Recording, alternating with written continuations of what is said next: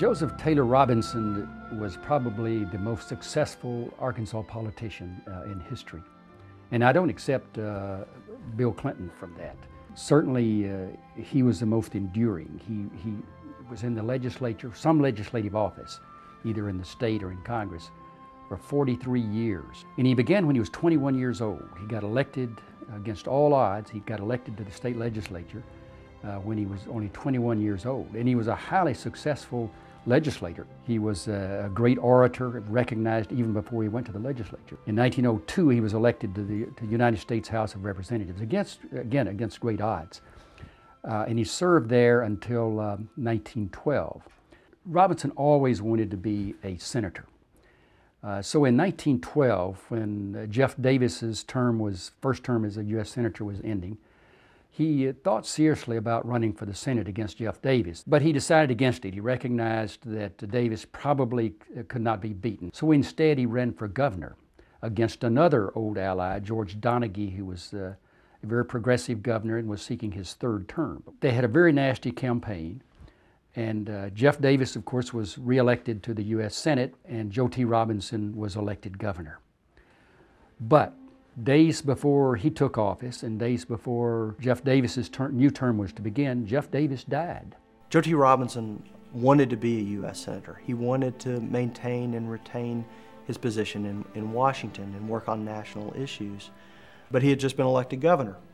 And in the eyes of many, he had a job to do as governor. And so he was suddenly faced with this issue of whether he should use his political capital to run for the U.S. Senate, or whether instead he should remain governor.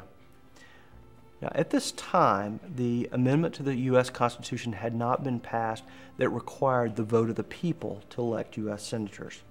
It was still appropriate for that selection to take place by the state legislature. And so, after Robinson decides that he is going to seek the Senate seat, and indeed announces it about 5 days after Davis's death, he has to first work hard to be sure it's the legislature that does the picking rather than the legislature choosing to send out to the people that choice that they would then ratify.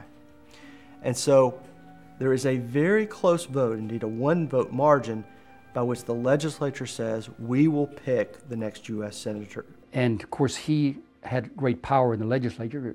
A lot of state legislators had been elected on his coattails, so he was in a position of some strength in the legislature.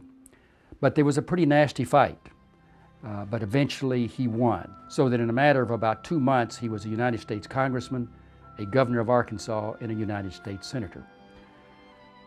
He has a fabulous career in the Senate. He immediately becomes a force in the United States Senate, even though his party was out of power. The Democrats were in the minority for most of his tenure, both in the House of Representatives and in the Senate.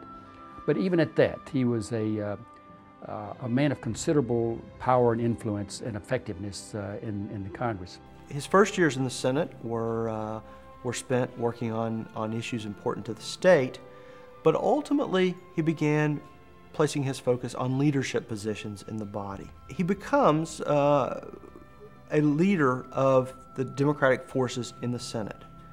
But through the 1920s, that meant that he was in the minority. The Republicans had strong control of the U.S. Senate before 1932. And so he was frustrated in that role as minority leader. In 1928, the Democrats nominate Governor Al Smith of New York for president. The Republicans nominate Herbert Hoover. But they need somebody to balance the ticket. Al Smith was a New York liberal, and his mannerisms and his support for the legalization of liquor didn't go over well in the South. There's a real sense that something needs to be done for the Democrats to balance that wet support of Al Smith with a dry candidate from the South.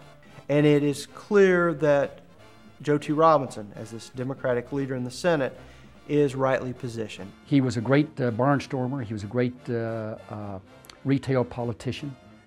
great orator, much better speaker, as a matter of fact, than Al Smith. So he carried the South for Al Smith, who could not even carry his home state of New York. But a number of southern states, pretty exceptionally for this period, actually peel off and vote for Republican Herbert Hoover in the election of 1928. And this becomes the last time that an Arkansan appears on one of the major parties' national tickets until Bill Clinton's candidacy in 1992. 4 years after Joe T. Robinson is on the national ticket, the Democrats do succeed as Franklin Roosevelt is swept into office in 1932. And swept in with him are a large number of Democrats in the Congress, in the House and the Senate. And this is important because this makes Joe T. Robinson the majority leader in the U.S. Senate. And during those first years of the Roosevelt presidency, American politics and American public policy and American life is transformed by the New Deal with its grand expansion of the federal government. And Joe T. Robinson is a crucial player in leading the Democratic majority towards that greatly expanded government. It's more expansive than the more conservative Joe T. Robinson would have liked, but he plays a crucial role in the Democratic Party and becomes a key national leader during those last years of his life before his death in 1937. The great irony was that Joe T. Robinson's Senate career ended as it began, with this creating the same kind of dilemma. Governor Carl Bailey had run for governor the same time Joe T. Robinson was running for the Senate. He was elected, and within days after he took office, the death of Joe T. Robinson creates the opportunity for him to go to the United States Senate, even though he had campaigned for governor and had just been inaugurated as governor. That outraged many members of the party, and they nominated somebody else for the job, and he was defeated in a special election. So the results were entirely different for Carl Bailey than they were for Joe T. Robinson.